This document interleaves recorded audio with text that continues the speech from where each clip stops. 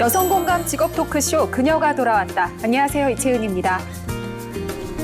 오늘은 어제에 이어서 지하철 기관사 직업에 대해서 알아볼 텐데요. 지하철 기관사라면 필수로 취득해야 되는 자격증 정보와 지하철 기관사 직무, 그리고 취업에 대한 이야기 자세히 나눠보겠습니다. 함께 하실 분들 소개해드릴게요. 직업 전문가 조재한 박사님 나오셨습니다. 안녕하세요. 예, 안녕하세요. 직업 전문가 조재한입니다.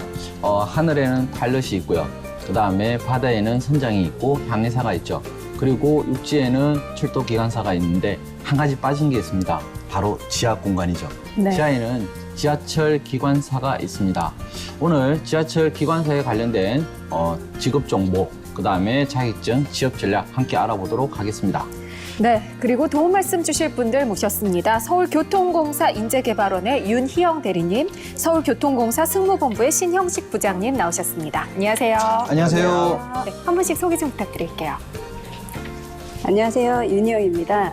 지하철 기관사가 되기 위한 자격증 정보 알려드리겠습니다. 네. 네, 안녕하세요. 신형식입니다. 지하철 기관사에 도전하는 여성분들을 위해서 취업 정보 알려드리겠습니다. 네, 그녀가 돌아왔다 화요일에 만나는 그녀의 취업 스케치 지금 시작합니다.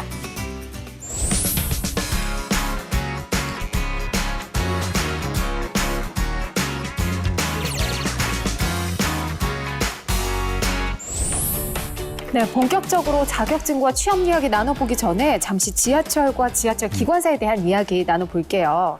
우선 지하철에 대해서 사실 정말 많이 타고 다니지만 몰랐던 것들이 굉장히 많거든요. 이게 조금 의문일 수는 있는데요. 지하철이요, 보면 이렇게 굉장히 복잡하게 얽혀 있어요. 어떤 데는 뭐 이렇게 만나는 지점도 네. 있잖아요. 그리고 굉장히 빠르게 달리는데 혹시 철로가 겹치거나 뭐 추돌하거나 이런 위험은 없나요? 지하철은 사실 그 안전 확보가 최우선으로 네. 중요시 하는데요. 안전 확보가 되지 않으면 열차가 정지하도록 신호 시스템이 완벽하게 보완되어 있기 때문에 예. 네네. 선로가 겹치거나 탈선하거나 그동안 또 추돌할 위험은 전혀 없는 것으로 이렇게 시스템이 구축되어 있습니다. 안심하고 타도 되겠군요. 보통 버스 같은 경우는 이 운전기사분이 이제 문을 열고 닫고를 수동으로 하고 있지 않습니까? 이 지하철 같은 경우도 기관사분이 수동으로 열고 닫고 이렇게 하는 시스템인지 아닌지 좀 자세히 좀 알려주세요. 예. 저희들 우리나라에 지하철이 도입된 게 74년 8월 15일 날 1호선이 개통돼 있지 않습니까? 예. 그때 당시에는 이제 기술이 수동 운전 운행 방식으로 됐기 때문에 네. 그때 건설되어진 1, 2, 3, 4호선 같은 경우에는 수동으로 열고 수동으로 닫고 그렇습니다. 예. 그렇지만 이제 기술의 발달로 인해 가지고 5호선부터 건설된 5, 6, 7, 8, 9호선까지는 신호 시스템이 자동 시스템에 의해서 네. 열차가 자동으로 운행을 하게 되거든요. 예. 근데 이제 승객의 안전을 위해서는 가고 정차하고 열기까지는 자동으로 되지만 출입문을 닫을 때는 예. 승객의 어떤 승하차 상태라든지 네네. 안전을 기관사가 확인을 꼭 한 다음에 출입문을 수동으로 열고 이렇게 그 다음에 운행을 하게 돼 있는 시스템으로 되어 있습니다. 그래요. 그럼 지금 또 1호선에서 4호선까지는 수동으로 열고 닫고 하는 시스템인가요? 예, 그렇습니다. 현재 1에서 4호선까지는 승무원이 앞에는 기관사, 뒤에는 차장이라는 두 분이 승차를 하고요. 예. 네. 기관사는 운전 업무에만 전념을 하고 예. 뒤에 타신 차장은 승객의 어떤 안전이라든지 승하차 상태를 감시하면서 안내 방송을 하는 네. 그런 업무를 주로 맡고 있기 때문에 예. 아직까지 1, 4호선에서는 수동으로 열고 닫고 합니다. 그렇지만 2호선은 기술의 발달로 인해 가지고 자동 운행 방식과 수동 운행 방식이 병행으로 운행하고 있거든요.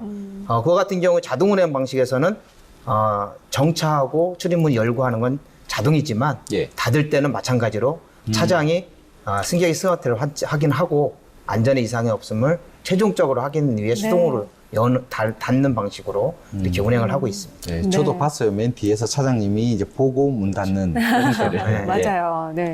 사실 우리나라의 지하철 시스템 굉장히 훌륭하죠. 네. 해외에서도 벤치마킹을 하고 싶어 할 정도로 특히 해외여행 한번 가보면 정말 우리나라 지하철 그 시스템에 감사함을 느끼게 되거든요. 네. 그런 만큼 앞으로 더 가능성이 많고 발전 가능성이 높은 직업, 바로 이 지하철 기관사가 아닐까 싶은데요. 하지만 지하철을 저도 고등학교 때부터 학교 다닐 때 그렇게 타고 다녔어도 지하철 기관사들을 본 적은 거의 없는 것 같아요. 네. 항상 그 자리에서 묵묵히 지하철을 운전하는 직업, 바로 지하철 기관사인데요. 두 분이 생각하시기에 이 직업의 매력 어떤 걸까요? 부장님부터 말씀해 주시죠. 사실 그 승강장 안전문이라는 그 안전 시스템이 예. 2008년도에 이제 구축을 하게 됐고요. 예. 그 이전에는 이제 맨 승차유치 맨 앞쪽에서 대기하고 있으면 기관사 얼굴을 볼 수 있는 기회가 있을 텐데 지금은 이제 안전문 자체가 그렇죠. 있기 네네. 때문에 가로막혔기 때문에 기관사 얼굴을 보기가 쉽지 않은 건 사실입니다. 예. 사실 기관사 하면은 어떤 손만 시민의 발의 역할로 그렇죠. 네. 안전의 최선봉에 서 가지고 안전을 책임지고 있다고 해도 과언이 아니거든요. 네. 출퇴근 시간에 그 많은 수천 명의 사람을 싣고 있는 열차의 주체자로서 네. 안전하고 편리하게 출퇴근하는데 기여를 했다는 측면에서 네. 가장 큰 보람을 느끼지 않을까 하는 생각이 듭니다. 대리님은 어떠세요? 그러니까 말씀하신 것처럼 저도 동감하는데요. 네. 사람들이 이제 좀 더 안전하고 빠르고 신속하게 원하는 목적지까지 이용할 수 있도록 시민의 발이 되어준다는 거는 저도 동감합니다. 네. 네. 근데 운행 중에 있었던 기분 좋은 일들 때문에 오. 감사 인사를 받기도 해요. 네. 그럴 때는 그래요? 특히 보람을 느낍니다. 아니, 솔직히 저도 그 서울 와가지고 이제 지하철 딱 봤을 때 항상 예전에는 지금 아까 말했던 칸막이 없지만 예전에는 제가 이렇게 항상 손 들어줬던 그래서 맞습니다. 이 기억이 있습니다. 그래서 그분들이 지금 나를 봤을까. 근데 지금은 그렇게 하면 굉장히 위험한 이런 형태인데요.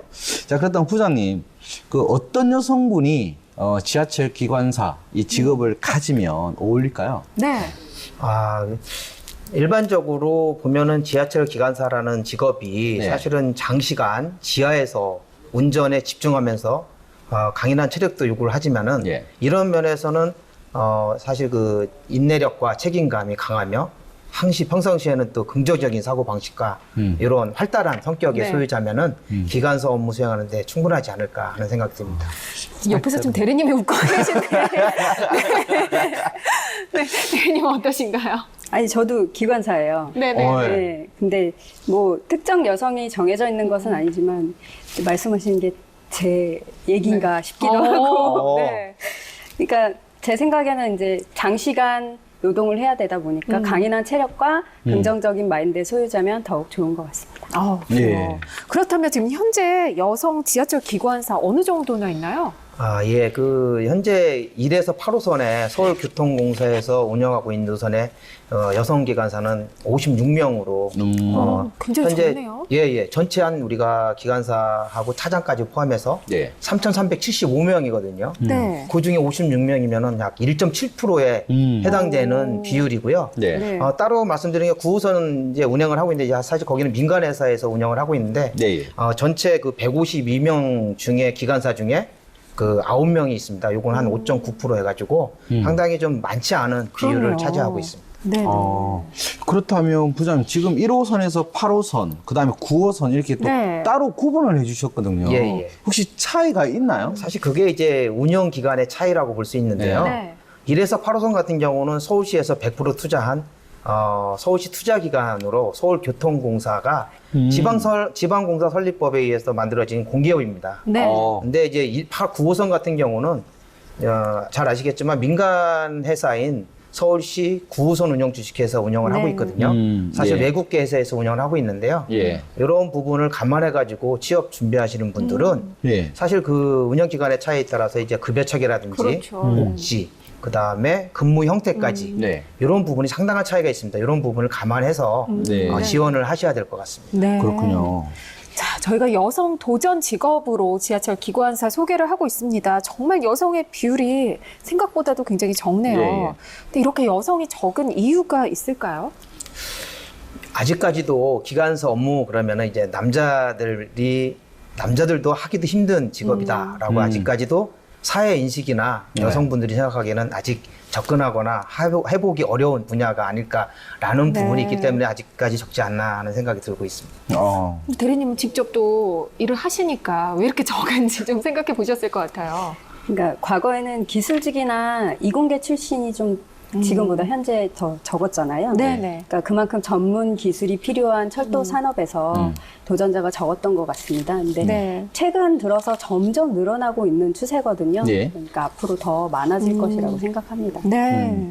이게 갑자기 제가 돌발 질문을 한 부장님한테 한번 좀 예, 드려봤으면 좋겠는데 그렇다면 이게 예전에 철도 기관사라는 부분과 지하철 기관사 어찌 보면 이 두 개의 직업이 분리가 됐다든지 분리가 된 건지 아니면 철도 기관사 하셨던 분이 지하철 기관사로 이렇게 오셔가지고 계속 직업 활동을 하시는 건지. 예전에는 이제 철도 안전법이 사실은 그 대구 화재 이후에 예. 네. 입법이 추진돼가지고 2006년 7월 1일부로 철도 네. 안전법이 시행이 됐거든요. 네. 그 이전에는 법에서 요구하는 자격 조건이라든지 면허 제도가 없었어요.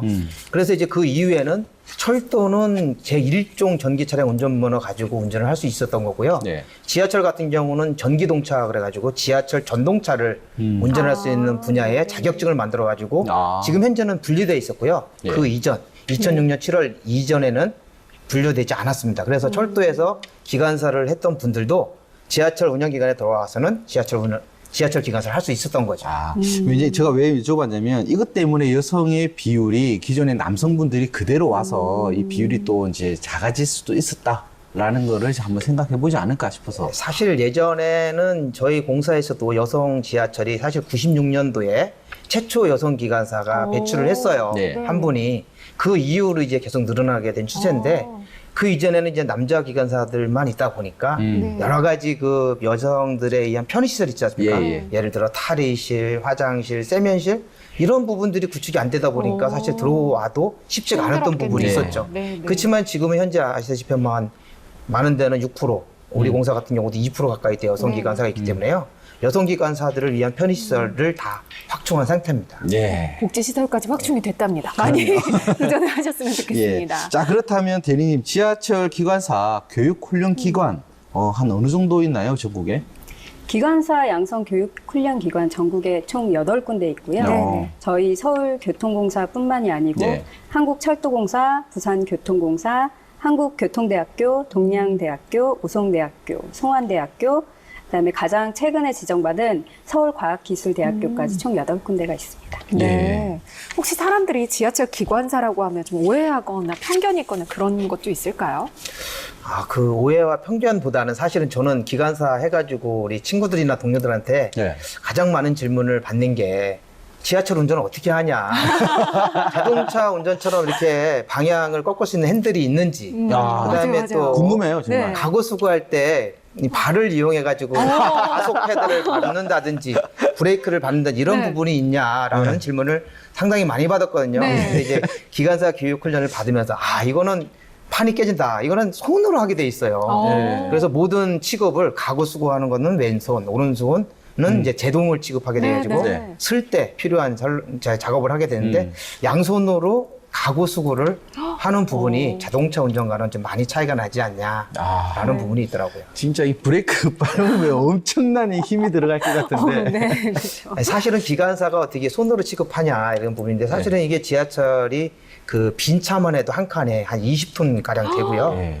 출퇴근 시간에 이제 만차로 운행을 했을 때는 한 40톤 됩니다. 와. 그거를 한 10량 정도 구성을 해가지고 끌고 다니면은 만차 때는 한 400톤 이상 되는 거죠. 그렇죠. 400톤의 그 육중한 무게를 가고 수거하는 거는 여러 가지 비결이 있겠지만 예. 기관사 손에 의해서 그 무거운 물체를 가고 세우고 한다는 거죠. 그래요. 혹시 대리님은 그런 오해 같은 거나 편견 이런 거 받아보셨어요? 많이 받아왔죠. 네. 그 중에 그러니까 사람들이 생각하는 건 정해진 선로를 따라서 그냥 가기만 하면 되니까 자동차처럼 끼어드는 차도 없고 그렇게 편하지 않느냐 싶게 이렇게 얘기를 네. 하시는데 사실 정해진 위치에 한치의 오차도 없이 정차해야 되는 것은 그렇죠, 그렇죠. 물론이고요. 그다음에 편안한 승차감과 안전 운행을 위해서 매우 섬세한 운전을 필요로 합니다. 네. 맞아, 진짜 그 딱 정해진 위치에 딱 서잖아요. 네. 정말 그것도 굉장히 신기하더라고요. 음. 네, 자, 그녀가 돌아왔다 도전 직업 특집 지하철 기관사 편 함께하고 계신데요. 잠시 후에 자격증 이야기 보다 자세히 나눠보겠습니다. 먼저 자격증 관련 수업부터 화면으로 만나보시죠. 서울 성동구에 위치한 서울교통공사 인재개발원. 총 8개의 교육기관 중 하나인 이곳에서는 지하철 기관사의 필수 자격증인 제2종 전기차량 운전면허 교육을 진행 중이었는데요. 철도 관련법부터 전문 이론과 기능 교육까지 배우게 됩니다. 그동안 이론 교육을 통해 학습했던 전기동차 기기 취급 방법과 운행 선로의 구배라든지 곡선의 속도 맞추는 방법을 컴퓨터 지원 시스템 또는 시뮬레이터로서 정확히 익히는 실습입니다. 교육생들은 앞서 이론으로 배웠던 지하철 운전 기술을 바탕으로 컴퓨터 시뮬레이션을 해보면서 지하철 운전의 현장감을 습득하고 있는데요. 남성 위주의 교육생들 중에서 열심히 수업을 듣고 있는 홍일점이 보입니다. 공기업이라는 점과 또 유연적인 스케줄 근무 같은 거나 또 여자로서 저렇게 큰 열차를 모는 모습이 인상 깊어가지고 도전하게 되었습니다. 수많은 조작기기들이 배치되어 있는 지하철 운전실. 지하철 기관사가 되기 위해서는 전문 기술이 필요한데요. 아무래도 남자보다 기계 접근성이 부족할 수 있는 여성 입장에서 지하철 기관사에 도전하는 것은 만만한 일이 아닙니다. 운전을 할 줄 아니까 자동차는 브레이크를 밟으면 바로 쓰는 편인데 이 열차는 이런 제동 감도가 많이 다르더라고요. 그래서 제일 힘든 점은 제일 인상 깊고 어려웠다고 느끼는 점은 이제 제동하는 법이 제일 인상 깊었습니다. 교수님의 지시에 따라 연습하는 교육생들. 속도 맞추세요. 어려울수록 반복 연습이 중요한데요. 교육생들은 지하철의 조작 기술뿐만 아니라 그동안 몰랐던 내용까지 배우게 됩니다. 지하철을 타고만 다닐 때는 뭐 잠깐 정차 멈춘다거나 이럴 상황이 있을 때는 화만 났는데 배우고 이론적으로도 배워보고 실습도 해보니까 그게 그렇게 간단하게 뭐 다시 멈췄다고 갈 수 있는 게 아니고 생활에 불편했던 점이 있고 이유가 있었다는 것도 알게 됐고 교육기관에 입소하는 것부터 도전이 시작되는 지하철 기관사. 시민들의 발로서 구석구석을 누비는 지하철을 안전하게 운전하기 위해서는 많은 노력이 필요한데요. 아직까지 여성의 도전이 부족한 만큼 여성들의 참여가 보다 필요한 직업이죠. 한동안 남성 위주의 영역으로 여기던 철도 지하철 기관사는 여성의 특징이라고 할 수 있는 부드러움과 내적 강인함으로 지하철 기관사가 되신다면 그 어떤 직업보다 삶의 보람을 만끽하실 수 있을 것입니다. 대한민국의 여성 여러분, 지하철 기관사에 도전하십시오.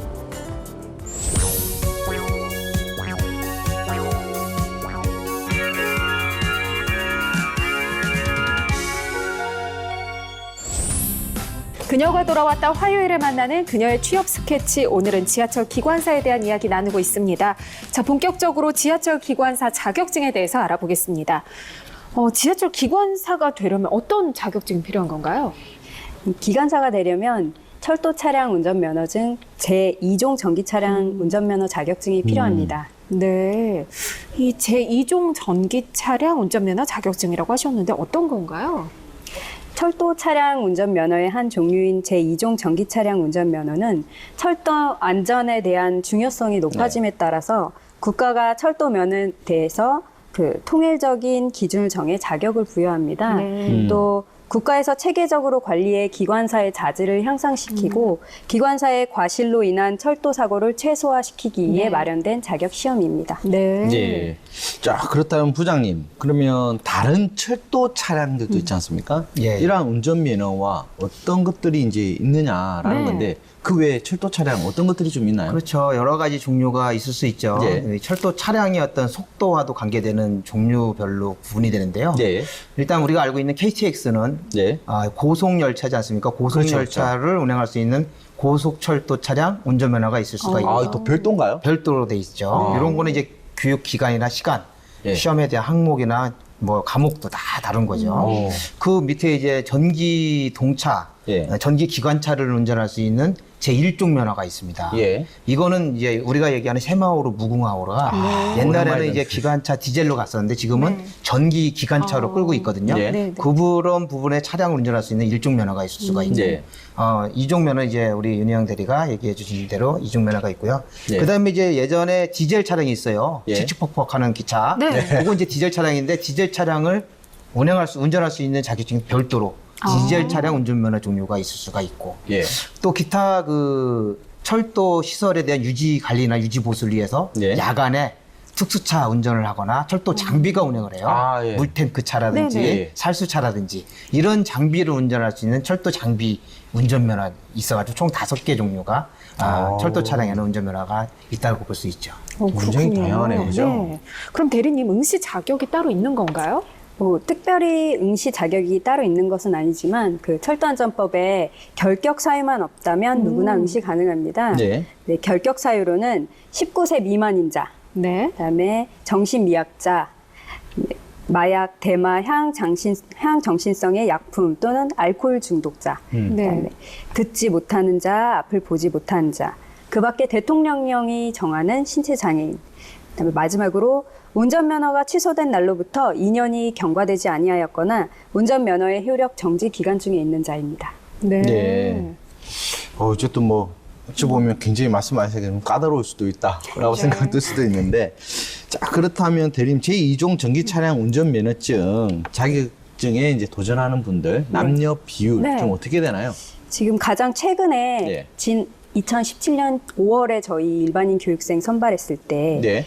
그 필기시험 응시자 총 199명 중에 남성은 178명으로 89%, 오. 여성은 21명으로 11%가 응시를 했고요. 예. 네. 그중 저희가 30명을 뽑는데 남성은 29명이 아이고. 합격해서 97%, 네. 여성은 1명 붙었습니다. 아, 3%. 굉장히 치열하네요. 지금 우리 도전 직업인데 지금 많이 도전하시면 네. 이제 더 그렇죠. 비율이 늘어나서 그렇겠죠. 지금 30명이기 때문에 사실 뽑는 인원도 워낙 네. 적다 보니까 이렇게 비율이 나온 것 같은데 자격증에 도전하는 연령대는 대략 어떻게 되나요?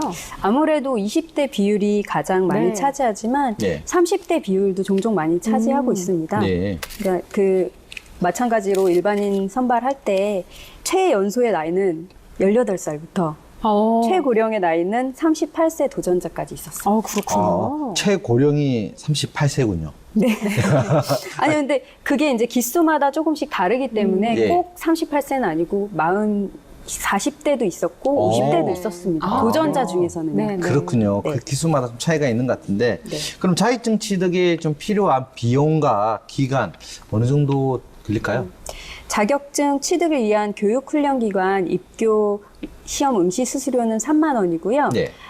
교육비는 504만 6천 원입니다. 오. 근데 교육 기간이 길어요. 네. 700시간 정도 해서 약 5개월가량 수업을 받고요. 네.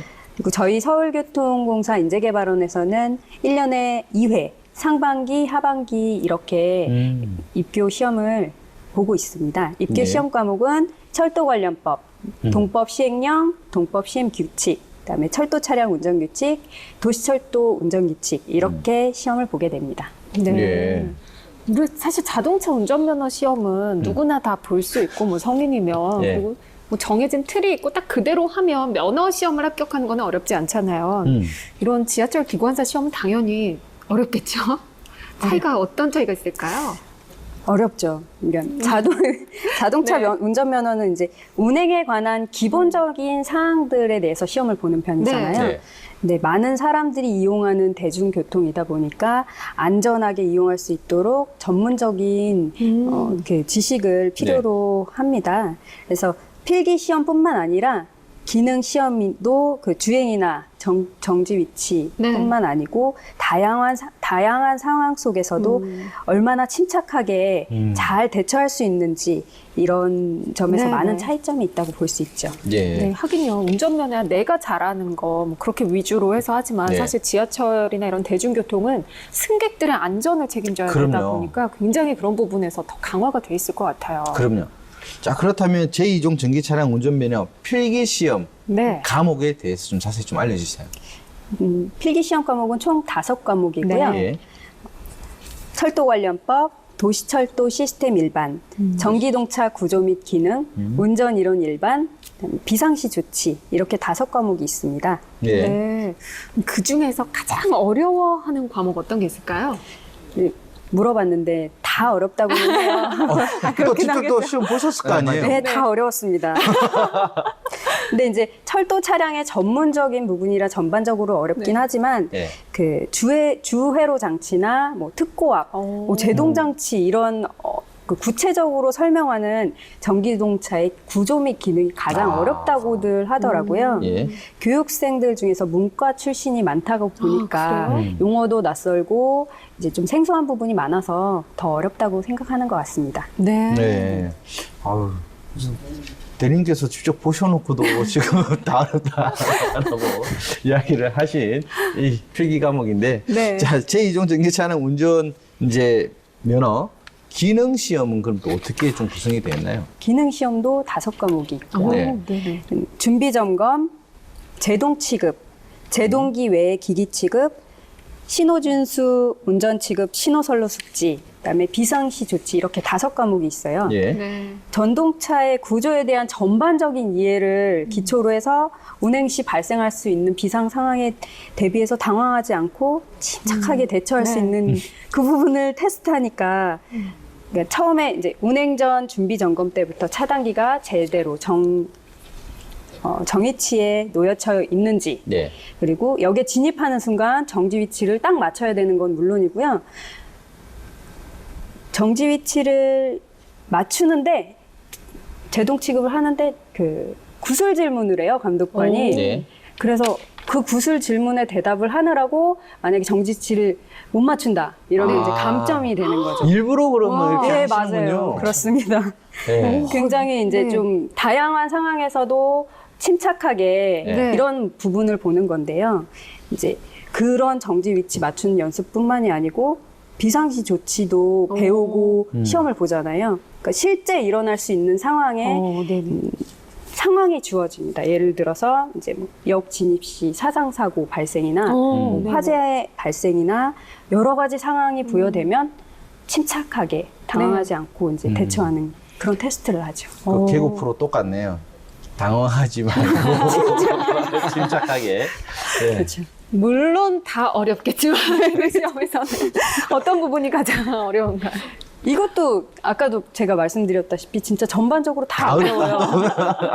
정말로 저도 겪었던 거지만 이제 그 전반적으로 어렵지만 본인이 스스로 이제 노력하고 습득한 기량을 얼만큼 잘 발휘할 수 있느냐의 차이인 것 같은데 그 너무 이제 실제 상황과 동일하게 연출된 상황에서 시험을 보기 때문에 네. 극도로 이제 스트레스와 긴장을 하게 되거든요. 네. 그래서 본인의 실력을 그만큼 발휘를 못해서 예. 많이 어려워하는 점이 있습니다. 아, 이거 보니까 전문 교육기관에서 배우지 않는 이상 어떻게 뭐 기능 시험을 볼 수 있는 대비가 전혀 안 돼 있는 것이잖아요. 그렇죠. 근데 이제 필기 시험을 합격하고 기능 시험에서 아까 그런 변수가 생겨서 불합격을 한 거예요. 네. 그러면 어떻게 시험 절차가 다시 필기 시험부터 봐야 되나요? 아니면 기능부터 볼 수 있는가요?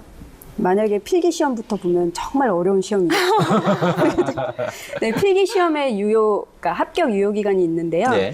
그러니까 필기 시험은 합격 후 2년이 되는 해에 12월 31일까지예요. 예. 예를 들어서 2017년 1회차에 시험을 합격하신 분들은 합격 유효 기간이 2019년 12월 31일까지인 거죠. 예. 네. 좀 더 가는 거네요. 그죠? 네. 상반기 때 보게 되면. 네. 그렇죠.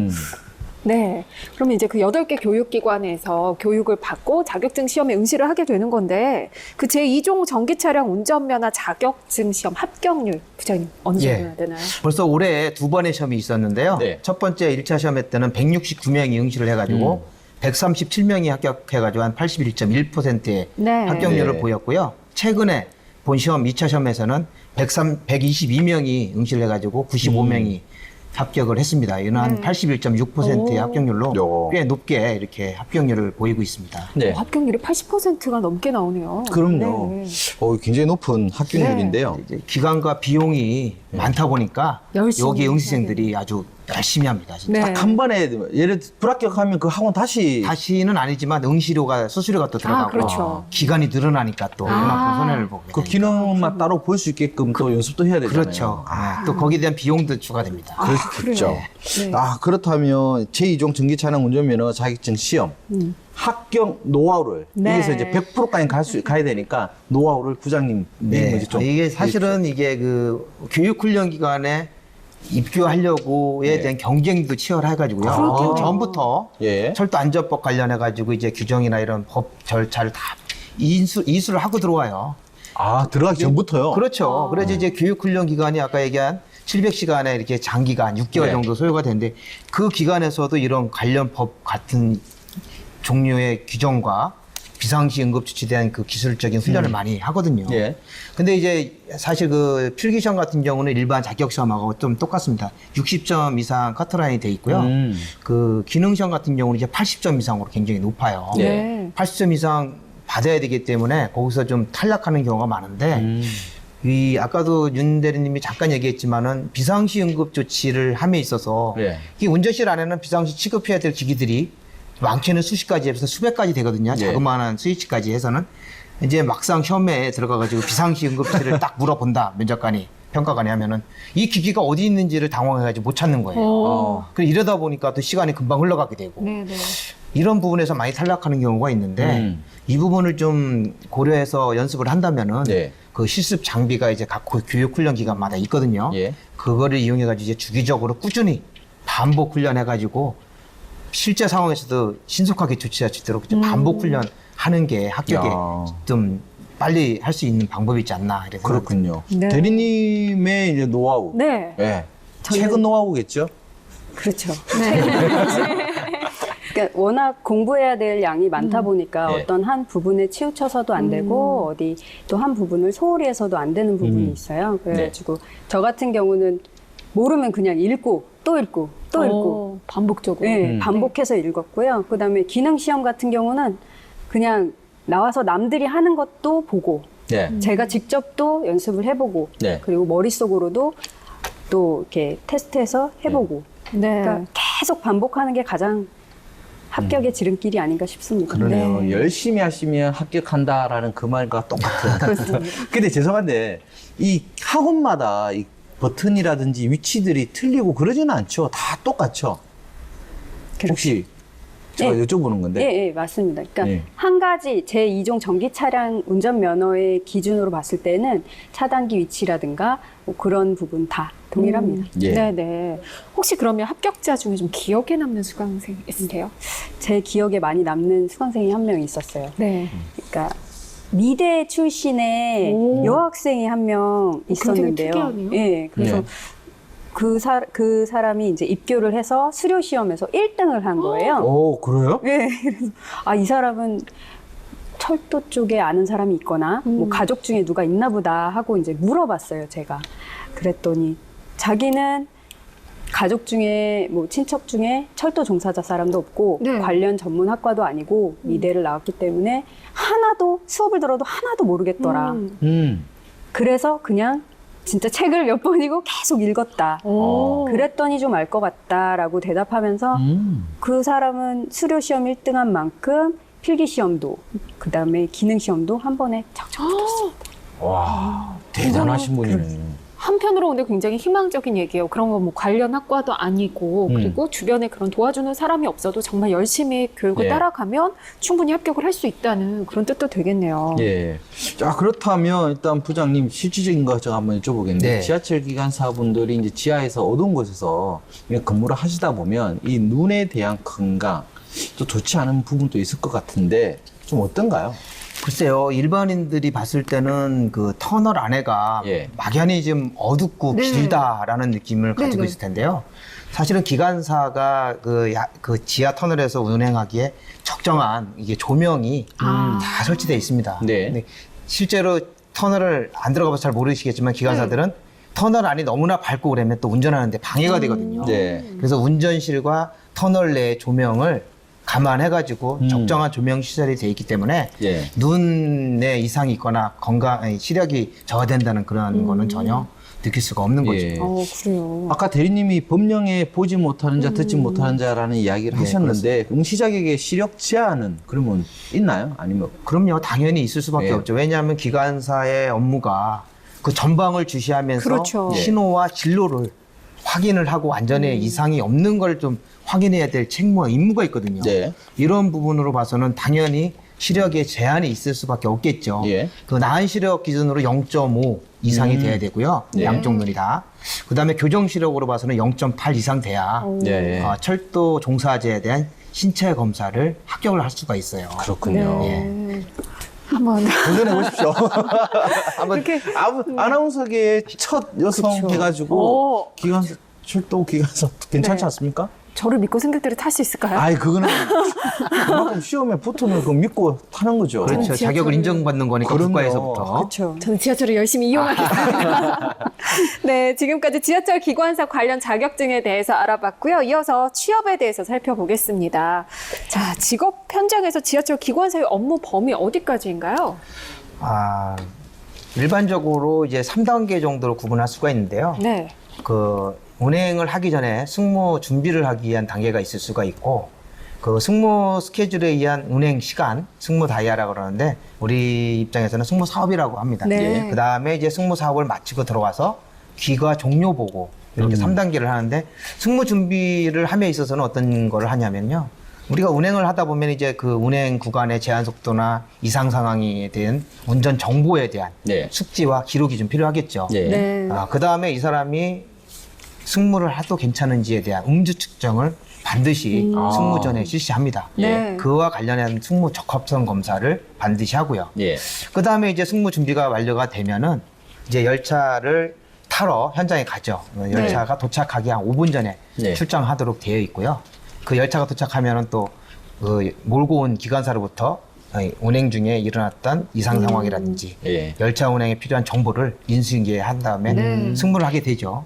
그래서 한 2시간 반 정도의 운행을 마치고 돌아오면은, 돌아와서 이제 귀가 종료 보고를 하게 되면은 그때 당시에는 이제 이상 유무에 대한 네. 보고를 마치면서 네. 그 사업에 대해서는 이제 일단락 되는 거죠. 네. 네. 아유, 그래도 굉장히 고생들 많이 하시는 부분인데, 부장님, 그렇다면 제2종 전기 차량 운전면허 자격증 취득 후 모든 사람들이 다 이 지하철 기관사가 될 수 있는 건 아니잖아요. 그 외에 지하철 기관사 외에 다른 취업 능력이 좀 준비되어 있나요? 예. 그런 부분도 사실은 그 기관사뿐만 아니라 우리가 철도 장비를 아까 운전면허 종류에서 예. 말씀드렸잖아요.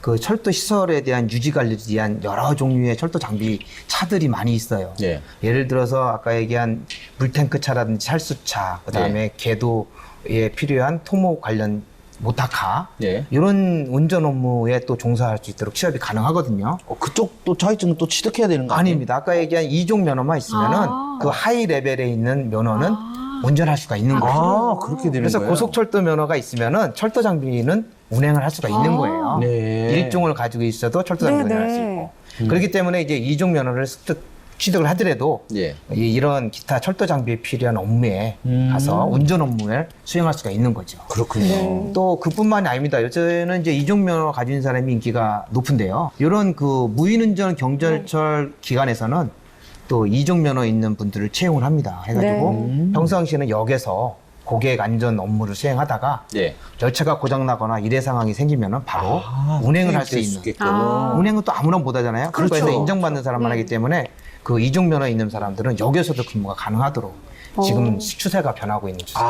그렇군요. 그래요. 그러면 이 운전면허 외에 그 기관사 취업에 도움이 되는 다른 분야 지식이나 자격증이 있다면 어떤 게 있을까요? 글쎄요, 이제 그 전문 기술 전공이 많이 필요한데요. 우리가 시험을 입사나 채용 시험을 볼 때는 이제 관련 공학이나 이런 거 보지 않습니까? 네. 이제 우리가 이제 전기로 가는 지하철이기 때문에 전기공학 정도 하고 전동차의 어떤 구조를 봤을 때는 기계 설비나 기계공학 전공을 하면은 좋을 것 같고요. 네. 꼭 전공을 안 하셨다고 하더라도 그런 분야에 아주 기초적인 상식을 쌓아두면은 좋을 것 같습니다. 예. 그다음에 철도교통 관제사 자격증을 취득을 해놓으면은 네. 이 기관사로서의 취업이 더 네, 네. 보장받지 않을까 하는 생각이 네. 듭니다. 이 관제사 이 자격증 또 취득하면 좋을 것 같네요. 네. 그 운전 업무 했던 분들이 이제 관제 업무하고 이게 인적 교류를 많이 하거든요. 그렇죠. 인사 교류를. 네. 운전 업무를 했던 열차를 통제하는 업무가 관제사의 주요 업무이기 때문에 그렇습니다. 예. 네. 그렇다면 일단 보통 이제 취업처 이런 데서는 어떤 지하철 기관사 분들을 좀 원하시나요?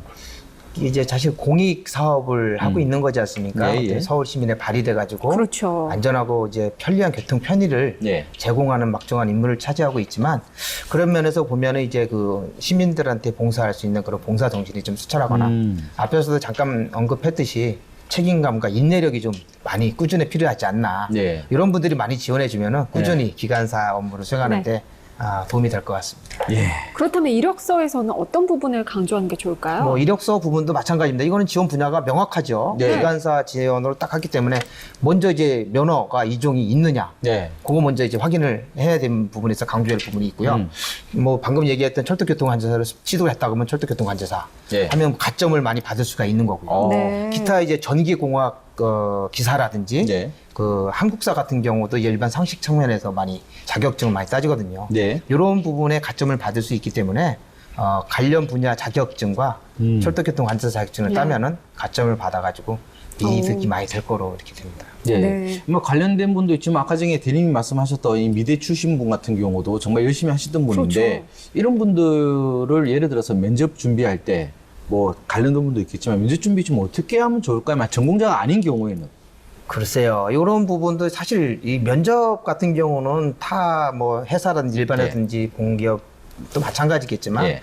어떤 그 지원 동기라든지 예. 철도 상식에 대해서 면접관들이 이제 물어봤을 때는 또 이제 명확하고 확실한 팩트만 가지고 팩트. 얘기를 해야지 자기들가 모르는 상식 범위에 벗어난 거 가지고 막 의도적으로 아는 척하고. 네. 좀 손해보지 않을까요? 예. 네. 그리고 자신감 있는 태도로 이렇게 대하면은 그렇죠. 항시 좋은 점수를 받을 거로 예상이 됩니다. 그렇군요. 네, 근데 사실 뭐 어디서 이거 직접 운전을 해볼 수도 없고 그럼요. 그러다 보니까 시험 볼 때도 그렇고 취업을 해서도 그렇고 좀 어려움이 많을 것 같은데 취업 전에 관련된 경험을 쌓을 수 있는 곳이 있나요? 글쎄요, 지금도 이제 있지만은 철도 관련 건설회사라든지 운영기관에서는 예. 인턴제를 지금 하고 있거든요. 그 사전에 정식 채용을 시험을 보기 전에 경력을 쌓고 있다면은 예. 뭐 지하철 운영기관이라든지 철도 공사나 철도 예. 시설공단에서 예. 인턴 경험을 하면 예. 네. 여러 가지 그 철도 상식이나 철도 전문 용어를 자연스럽게 익히지 않을까 해서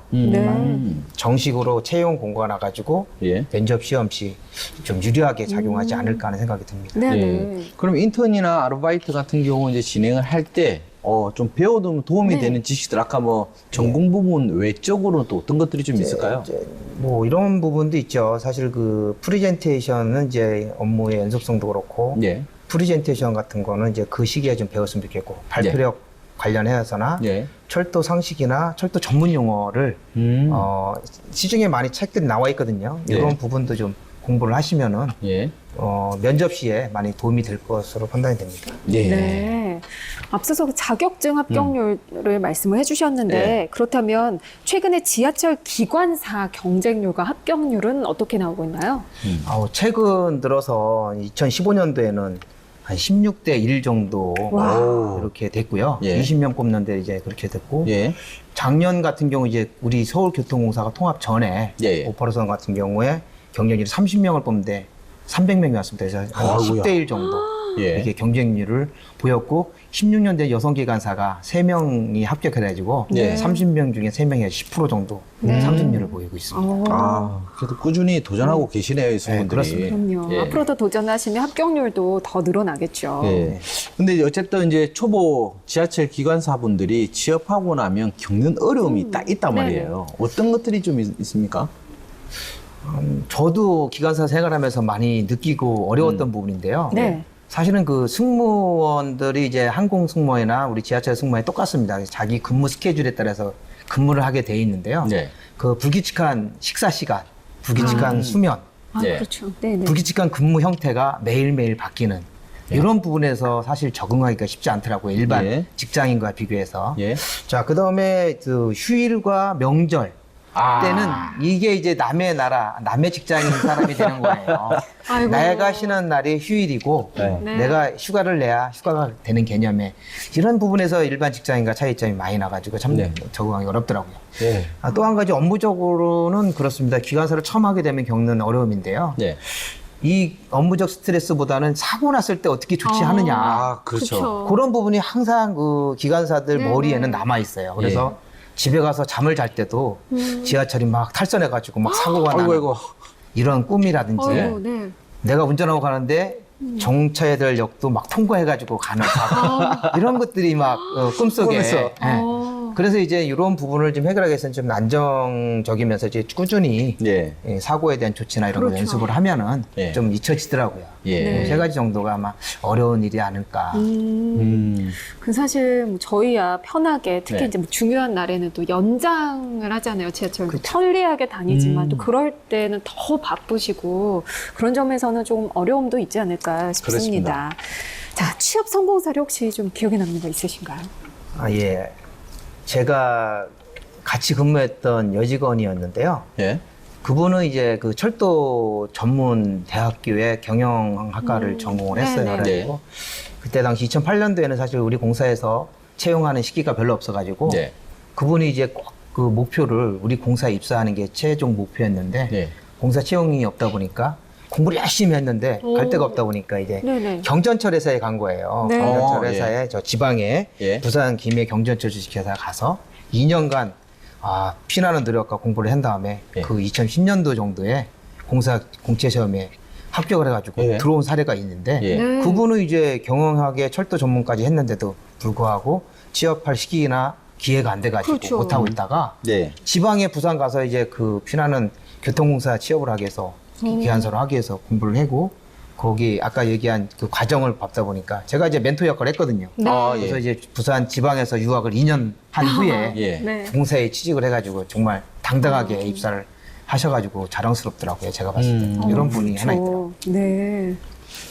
그렇다면 오래가는 지하철 기관사 어찌 보면 부장님은 좀 오래되셨던 경력이고 또 대리님은 이제 막 이제 또 하셨던 부분 같은데 이 오래가는 지하철 기관사분들의 특징 네. 예, 부장님부터 한번 좀 말씀해 주십시오. 글쎄요, 아까도 얘기한 게 인내력이 좀 강한 사람, 또 체력도 네. 있고. 아. 근데 이제 무엇보다도 이제 항시 우리가 긴장을 해야 되는 기관사 업무다 네. 보니까 예. 그 어떤 사고나 일의 상황 발생 시에 예.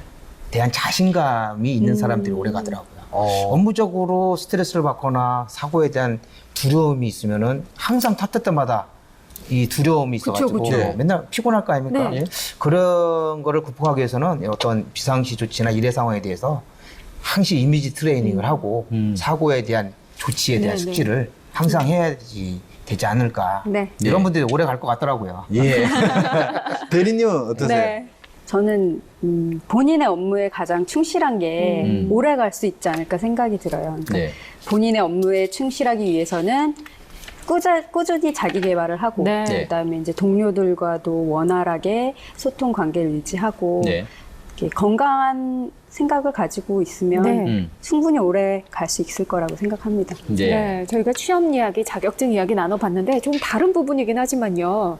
이제 직접 또 기관사로 일을 하시면서 우리 지하철을 이용하는 시민들, 승객들이 이런 거는 좀 지켜줬으면 좋겠다는 매너나 규칙. 지금 굉장히 이렇게 좀 공감을 하고 계신 것 같아요. 네네. 네, 어떤 게 있을까요? 한 얘기 많으신 것 같아요. 다 아는 얘기지만 딱 두 가지만 말씀드릴 것 같으면은 한 가지는 그런 거죠. 승객의 안전을 위해서도 참 그 닫히는 출입문에 막 뛰어 맞아요, 타거나 맞아요. 네. 나만 급하다 그래가지고 막 뛰어 타려고 그러다가 네네. 다치는 경우가 많이 있습니다. 네. 이럴 경우 또 우리 승무원은 굉장히 긴장을 하죠. 그렇죠. 예. 그 출입문을 다시 열었다가 닫고 이렇게 하면 또 안에 승차하신 몇천 명의 시민들이 또 열차가 제 시간에 못 떠나는 그런 불편을 함께 겪고 있거든요. 네, 네. 승객의 본인의 안전과 다른 분들을 배려한다면은 그렇죠. 닫히는 출입문에는 안 탔으면 하는 바람이 하나 있고요. 네. 그리고 객실 내에는 이제 그 기관사나 승무원하고 통화할 수 있는 비상통화 장치가 있어요. 네. 네. 대구 화재 이후에 만들어진 설비인데요. 이런 부분을 비상시도 하는데 막 만져가지고 기관사하고 통화를 요청하거나 요구하는 사례가 지금 있어요. 통화를 해요? 예. 정말? 그렇게 하게 되면은 기관사나 승무원은 또 현장을 가서 확인하게 돼 있어요. 그렇죠. 근데 우리가 알다시피 전동차가 10칸이면 200m입니다. 네. 200m를 승무원이 가서 현장 가서 확인하고 오는 데는 최소 5분이 걸려요. 네. 아무 일이 없어도 가서 현장 하고 오는데 5분 걸리면은 이 수천 명의 사람들이 5분 동안 그 역에 묶여 있는 시간적 낭비가 너무 크다는 거죠. 그래서 이런 비상통화장치는 진짜 화재나 네네. 테러나 그 긴급한 상황이 있을 때 네네. 외에는 사용하지 않는 것이 네. 다른 사람을 위한 배려하지 않나 이런 부분을 좀 말씀드리고 그런 싶습니다. 경우가 있군요. 네네. 대리님은요? 저도 원래 출입문에 관해서 이제 말씀을 드리려고 했는데 네. 이미 말씀을 해주셨으니까 저는 이제 다른 거 한 가지 생각을 해봤어요. 냉난방 같은 경우는 네. 한 칸, 같은 칸 안에서도 저는 이제 가족이랑 같이 가고 있는데 저희 아버지는 덥다고 하시고 저는 춥고 맞아요, 맞아요. 개인 차가 있는데 그쵸. 그걸 가지고 지금 그 승무원 비상 통화 장치로 더우니까 틀어달라. 네. 추우니까 꺼달라. 꺼달라. 네, 이거를 요청을 많이 하세요. 네. 그러니까 그런 비상 통화 장치는 정말로 비상 상황에서 네. 왜냐면 그 울리는 소리가 굉장히 크거든요. 비상 상황에 대비한 그 통화 장치이기 때문에 네. 그런 경우에는 깜짝 놀라시겠네요. 네, 많이 놀래요. 그래서 고객센터나 이런 데 문자로 온도 조절을 좀 요청을 해주셨으면 하는 많은 바람이 있어요. 아, 그렇게도 할 수가 있군요. 네. 그래도 그렇죠. 그렇게 써 있던데 어떤 칸은 여기는 조금 뭐 네. 냉방이 약한 양냉방 양냉방 운영을 네, 하고 네. 있습니다. 왜냐면 저번에 그 아까 부장님 말씀하신 거 문이 열렸다가 다시 닫힐 때 대부분 그때 또 순간적으로 탁 하시는 분들 맞아요. 정말 많거든요. 또 타면 또 희열을 느껴요. 그렇죠. 그러시면 안 됩니다. 제발 좀 문 좀 열려라라고 생각할 때도 있는데 정말 위험한 겁니다. 그럼요. 상황만에는. 네. 부분이죠. 요즘은 스크린 도어가 있어서 다행히 그런 거는 그래도 이제 조심하게 되더라고요. 그럼 뭐 이렇게 규칙이나 매너도 있지만 저 정말 궁금한 게 있는데요. 아, 그래요? 혹시 지하철 이용 팁이 있다면 뭐가 있을까요? 뭐 이용할 수 있는 편리한 여러 가지가 있지만은 사실은 안전과 관련된 네. 걸 말씀드리고 싶은데요. 네. 지하철 안전지킴이 앱이 있어요. 안전지킴이 앱. 네네. 이거는 어떤 걸 내용을 갖고 있냐면 실시간으로 열차 운행 상태를 검색도 가능하지만 네. 네. 실시간 사고에 대해서 안내를 받을 수가 있어요. 그렇기 때문에 내가 가고자 하는 목적지의 어떤 사고로 인해서 열차 운행이 지연되거나 그러면은 네네. 지연되는 시간을 실시간으로 받아볼 수가 있는 거고요. 예. 내가 필요해서 이제 우회해서 갈 수도 있고 네네. 또한 여러 가지 그 불편 불만 사항도 예. 이걸로 실시간으로 접수를 하고 처리를 하는 시스템이 돼 있기 때문에 예. 지하철 안전지킴이 앱만 깔아놓고 있어도 예. 네. 정보를 내가 좋든 싫든 간에 받아볼 수가 있는 거죠. 오, 굉장히 유용하네요. 그러니까 지하철 안에 타고 있는 승객, 승강장에 있거나 그 게이트 밖에 예. 역에만 진입을 하면은 누구나 다 받아볼 수가 있는 거예요. 정보를. 오늘 부장님께서 안전지킴이 앱 홍보대사로 지금 나오시는 그렇진 않고요. 많은 이용할 만한 네. 편의시설이 있는데도 불구하고 그럼요, 아직까지도 맞아요. 네. 모르시는 분들이 많기 때문에 한번 말씀드린 겁니다. 네. 유용한 정보일 것 같아요. 네. 자, 지금까지 윤희영 대리님 그리고 신영식 부장님과 함께 지하철 기관사 자격증과 취업 이야기 나눠봤습니다. 자, 앞으로 이 지하철 기관사 직업 어떻게 발전해야 될까요? 기관사뿐만이 아니라 앞으로는 이제 다기능 멀티 인재를 요구하고 있습니다. 네. 지하철 운영기관에서는 필요시에는 운전 업무를 할 수도 있고 네. 때에 따라서는 장소에 따라서 고객의 안전을 책임지는 영무원이 될 수도 있고 네. 철도교통 관제사 역할도 면허가 있으면은 유리하게 작용할 수 그렇죠. 있는 네. 부분이 있고요. 그와 관련해서 운영기관의 어떤 안전관리 부서에도 근무할 수가 있고 네. 인재 양성할 수 있는 인재개발원에 가서 교수도 할 수도 있고 네. 기타 등등 기관사 자격증만 따놓고 기관사로 취업이 되면은 네. 여러 가지 분야로 뻗어나갈 수 있는 좋은 자격증이라고 생각이 합니다. 예. 네. 대리님도 말씀 주시죠. 그러니까 지하철도 이제 4차 그 산업혁명에 기계 기술이 도입이 돼서 이제 무인 운행이 예. 피할 수가 없게 되는 네. 상황이에요. 예.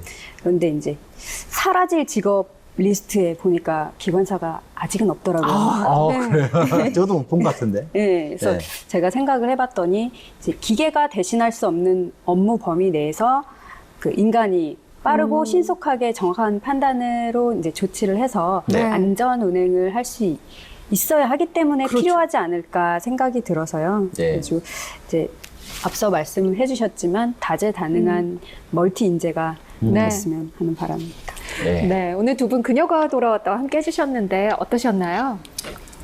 뭐 방송 일이 처음 해보고 많이 떨렸지만 사실 기관사 업무나 그 직무, 그 다음에 예. 취업 정보에 대해서 이렇게 알려드리고 정보를 제공해 줄 수 있는 기회가 됐던 것 같습니다. 네. 많이 긴장되고 떨렸는데요. 네, 이런 자격증이 있다고 소개할 수 있어서 굉장히 즐겁고 유익한 시간이었습니다. 예. 저희가 여성 도전 특집으로 지하철 기관사 소개해드렸습니다. 지금 계속해서 이제 여성들의 도전이 늘어나고 있다 이런 말씀해 주셨는데요. 아직도 생각만 하고 있는 그녀들에게 우리 두 분의 응원이 큰 힘이 될 것 같아요. 네, 그 우리 교통공사에서도 그 올해 하반기에 기관사 채용 계획이 있습니다. 여성 기관사들을 도전하는 많은 분들에게 그 많은 좋은 기회가 올 줄 믿고요. 힘내십시오. 화이팅합니다. 네. 저희 서울교통공사는 언제나 도전하는 당신의 아름다운 모습을 응원합니다. 언제든지 도전하세요. 네. 정말 우리 대리님 보면서도 네. 나도 저렇게 되고 싶어 이런 분들도 꽤 계실 것 같아요. 걱정하지 마시고 네, 꼭 도전하셔서 앞으로 네. 여성의 비율이 더 높아졌으면 좋겠습니다. 오늘 네. 함께해 주신 두 분 고맙습니다. 감사합니다. 네, 그녀가 돌아왔다 화요일에 만나는 그녀의 취업 스케치. 오늘 준비한 내용은 여기까지입니다. 내일은요. 지하철 기관사 3년 차인 20대 여성 실제 지하철 기관사와 함께 직업 현장의 이야기 나눠보는 그녀의 잡담 시간 준비하고 있습니다. 내일도 저희와 함께 하시면서 유용한 정보 많이 얻어가시기 바랍니다. 저희는 내일 다시 돌아오겠습니다. 고맙습니다.